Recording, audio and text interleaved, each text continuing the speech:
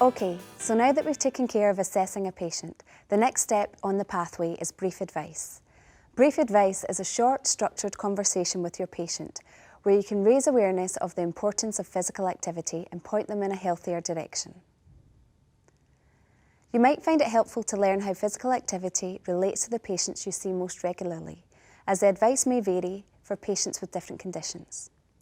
If you deal with a range of conditions, giving general advice can be just as good. We all have our own style of communicating with patients, adding that essential human touch to put them at ease.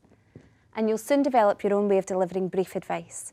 You might find it helpful to include the following information in your conversation: the national recommendations, the many benefits of physical activity, the barriers often faced, and the solutions to these barriers. Most inactive patients have perceived barriers to becoming more active, and it can be very helpful to explore these concerns a little within the brief advice. That way our advice has a much better chance of being taken on board. Inactive patients not only need to know why it's important to be more active, but need support to think about how to go about doing so. Brief advice is an ideal opportunity to quickly chat about realistic ways to get started that are right for them. This information can be supported with handouts detailing local opportunities or by directing the patient to www.activescotland.org.uk so they can find out about the different ways to be active in their area. We also know that taking home a written resource can consolidate brief advice and add value for some patients. So let's now take a look at a couple of examples of professionals delivering brief advice. In this first scenario, we'll see how a routine antenatal booking appointment creates an opportunity to talk about the importance of physical activity during pregnancy. So Victoria, as you aren't meeting the recommended guidelines for physical activity, would you be interested in getting involved in more physical activity? Yes, well, I would be interested. I just wonder, is that the right time though, so early in my pregnancy? It's a great time really for you to start being active for you, for the benefits for you and your baby. And it's also safe for you and your baby to get some exercise. So it's actually really important that you try and build up and get 30 minutes, 5 days a week. Oh, okay, that will help the pregnancy then? Yes, we now recommend that all women stay quite active during their pregnancy because it's actually known that if you stay physically active, your energy levels will increase and you may even get a better night's sleep. Oh, that would be good. I remember feeling awfully tired during my first pregnancy. Being more active can certainly help with that, and also we find being active can help with swelling legs and reduce varicose veins in pregnancy. If you get into the habit of exercising now, you're more likely to keep it up during pregnancy, after pregnancy, and it may just help shed those extra few post-baby pounds, along with all the other long-term health benefits of keeping physically active. Is there anything you can think of that might stop you actually being physically active?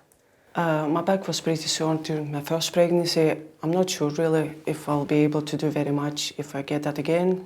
Yeah, lower back pain is a problem in pregnancy. I appreciate that, I understand what you're saying, but physical activity can actually, the right kind of exercise can alleviate back pain. Ideal activities, things like walking, jogging, light jogging, swimming's great exercise, and maybe yoga if you feel. But whatever exercise you're doing and it's class-led, just make sure to let your instructor know that you are pregnant. That sounds good, but how do I know if I'm doing too much? Like I said, it is safe, but there is a few things that you need to take note of.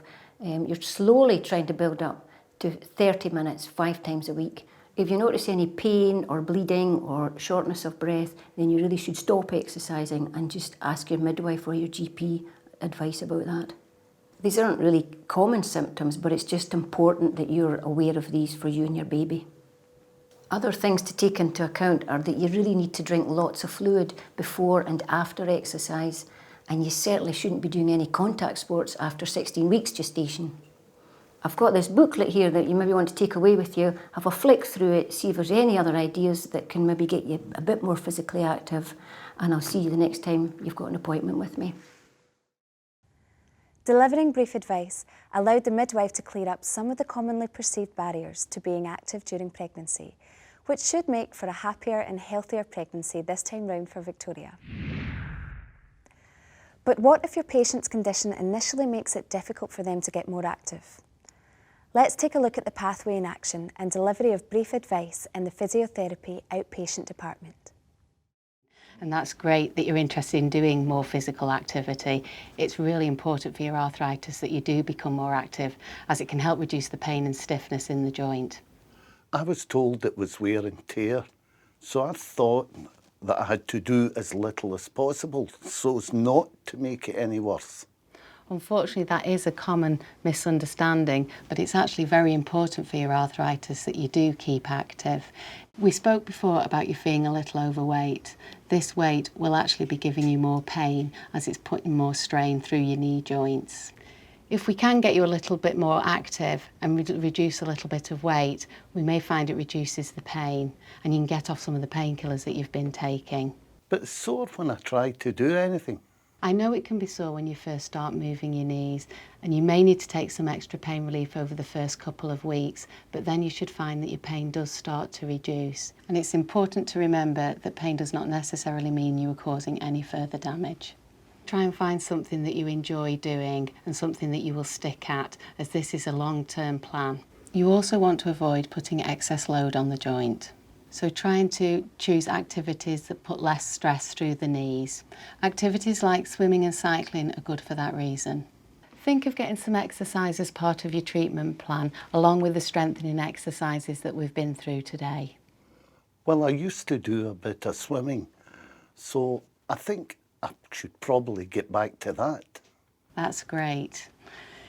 You said earlier you were worried about surgery. Another good thing about getting active is that it can delay the need for joint replacement, as your pain will have improved. We will do a training programme to get you started and make the first couple of months easier, but the most important thing is to incorporate physical activity into your daily life. So do you feel confident in trying to do a bit more? I think so. It's definitely the way to go from what you've told me. That's great. See how you get on. We can always talk in greater detail at a later date. So you can see that knowing just a few key facts about how physical activity can benefit your patients can make a big difference. Think about your own practice and consider how you could incorporate this approach to improve the quality of care you provide. Let's review what we've covered so far. Brief advice is a further step on the physical activity pathway. By delivering brief advice to your patients, you can highlight the national guidelines for physical activity, promote the benefits physical activity can offer in both prevention and treatment, identify barriers and overcome patient uncertainties, and identify appropriate solutions to help patients overcome these.